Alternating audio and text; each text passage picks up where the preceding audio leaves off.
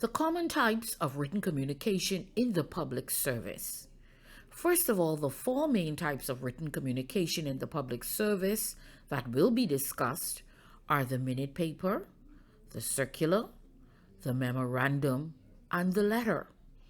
Also used are the cabinet memorandum, minutes to meetings, and reports. Even though we have multiple types of communication in the public service, we will focus on four, and that would be the minute paper, the memorandum, the circular, and the letter. First of all, let's look at the minute paper. The purpose.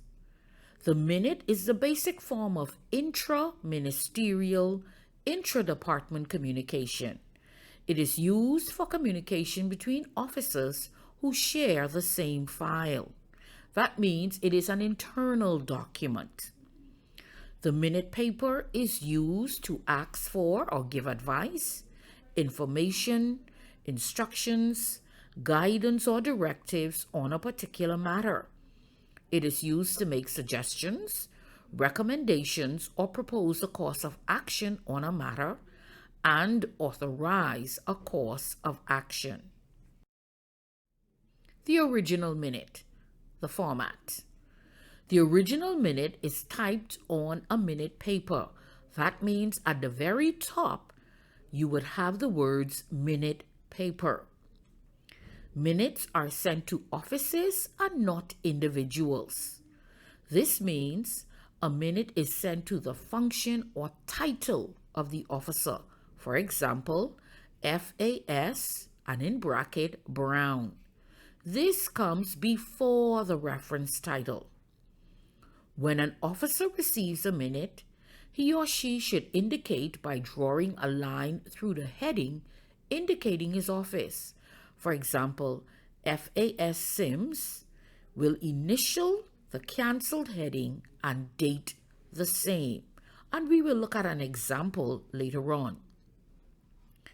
An original minute paper can have many minutes, that is, notes or comments written on it.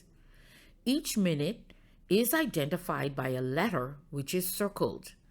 As each officer receives it, he or she should draw a line through its post, initial and date it. If he or she writes another minute, he will use the next letter.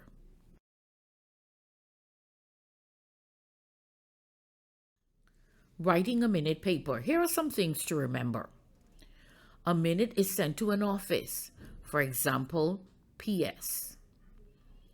A junior officer never sends a minute directly to his or her minister. The minute is submitted through his supervisor to the permanent secretary or head of department, who in turn forwards the minute to the minister for his approval, comments, or otherwise. A minute should be concise and clear. An officer can use abbreviations and acronyms in minute papers. It should be presented in point form, numbered except for the first paragraph.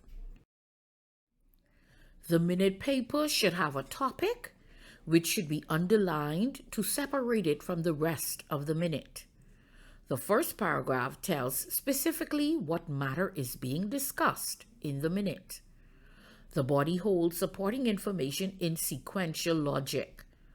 The last paragraph asks for some action to be taken, for example, submitted for approval, submitted for further instructions, directives, or submitted for your information.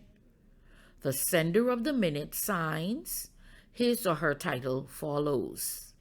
The date goes under the title of the officer. Always edit and proof before sending.